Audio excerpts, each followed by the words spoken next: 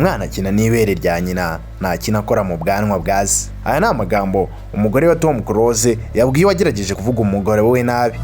Nyina Tricia akaba ari umugore wa Tom Close yagaragaje ko yababajwe bikomeye n'umunyamakuru Ngabo Roben wavuze ko Muyomba Thomas uzwi nka Tom Close ari we muhanzi wakabirijwe kurusha abandi mu mateka y'umuziki nyarwanda kuva mu myaka 30 ishize. Tricia yanditse ubutumwa kuri wa 4 tariki ya 19 Kamena mwaka wa 2025 nyuma y'ikiganiro cyakozwe na Chita agaragaza ko ntawe ukwiye guhakana ibikorwa bya Tom Close.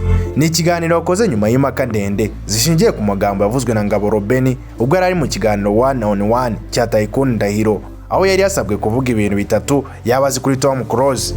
Tricia yavuze ko ibyo Ngabo yakoze ari amakosa ndetse we kimwe n'abandi batakibuwe babyuka mu gitondo bagatuka igihugu, aho yagize ati aba ni babandi badafatiranwe kare ejo babyuka bagatuka n'igihugu cyababyaye. Wenda avuga Tom Close gusa ariko ufashe n'abanyamakuru bose beza b'icyo gihe na radio na company zatanze ibihembo zose uzigize ubusa. Yakoresha umugani w'ikinyarwanda abwira Ngabo Roben ati umwana akina n'ibere rya nyina ntakina akora mu bwanwa bwaze.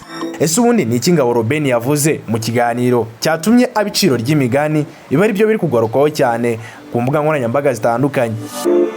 Ngabo Roben yavuze ko Tom Close ari umuhanzi w'intangarugero mu myitwarire, anashima ko afite amashuri yisumbuyeho ariko ahita yinjira mu mvugo yateye impaka ati ibintu navuga kuri Tom Close se ubu ni byiza kubivugira on air, reka nivugire. Tom Close niwe muhanzi wa mbere wakabirijwe bikomeye mu mateka y'umuziki nyarwanda. Yakomeje asobanura ko itangazamakuru n'abafana aribo bamukuye icyizere vuba, ndetse avuga ko intsinzi ya Tom Close muri Primus Guma Guma Superstar yagwiriwe n'amabuye y'abafana batabyishimiye, bagaragaza ko batamubonaga nk'ukwiye gutsindira Guma Guma igihe yitwaraga. Ngabo Roben kandi yanasubije ku ndirimbo Cinema Tom Close yakoranye na Bulldog, avuga ko yayumvise atayishimiye ndetse amusaba kureka guhanga burundu, aho yagize ati kubyo guhanga byo azambabarira na byihorere kuko numvishe n'indirimbo yakoranye na Bulldog kandi nsanzwe ndi umuntu fana wa Bulldog numva simeze neza. Tom Close simwemera mu by'imiziki. Ibi rero byateje impaka ndende ku mbuga nkoranyambaga. Abenshi mu bakurikirana umuziki nabo bakoranye na Tom Close bagaruka kumurengera, banasobanura uruhare rukomeye yageze mu iterambere ry'umuziki nyarwanda.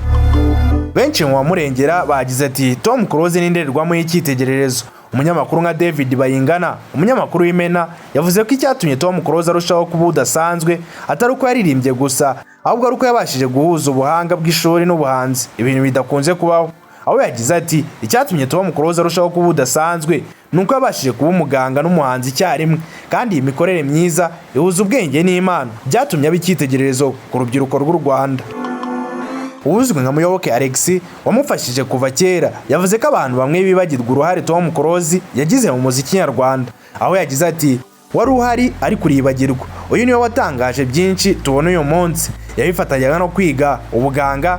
Urumva uwo muntu yari afite umurava, urukundo n'ubwitange. Anita Pendo nawe umunyamakuru n'umushyushya rugamba yavuze ko Tom Close yakoze umuziki mu gihe byari bigoye, agaranira ishema ry'amashuri ye n'icyubahiro mu ruganda rw'ibyamamare. Reka natwe twibaze, ese ubundi koko Tom Close yaba yarakabirijwe mu muziki nyarwanda? Amateka ya Tom Close mu muziki ni umwihariko. Yamenyekanye cyane kuva mu mwaka wa 2006 ubwo yari mu mashuri y'ubuganga. Indirimbo ze zakunzwe by'ikirenga, anegukana ibihembo bikomeye birimo Kora Awards, Salax Awards ndetse na Primus Guma Guma Superstar.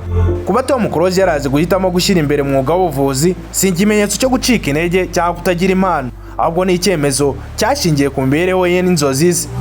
Ku mbuga nkoranyambaga bamwe bagaragaza ko nta muntu ukwiye kwemeza ko yakabirijwe atitaye ku rugendo rwe, uruhare yagize mu kwagura umuziki nyarwanda ndetse n'ubutumwa bw'indirimbo ze bwagize icyo buvuga ku buzima bwa benshi.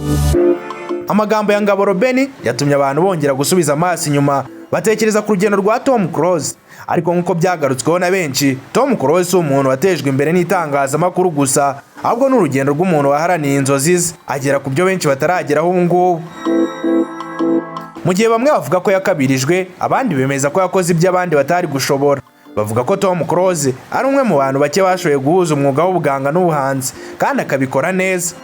Ku bakiri bato rero ni urugero rw'ukuntu inzozi zishoboka uko byabigoye kose.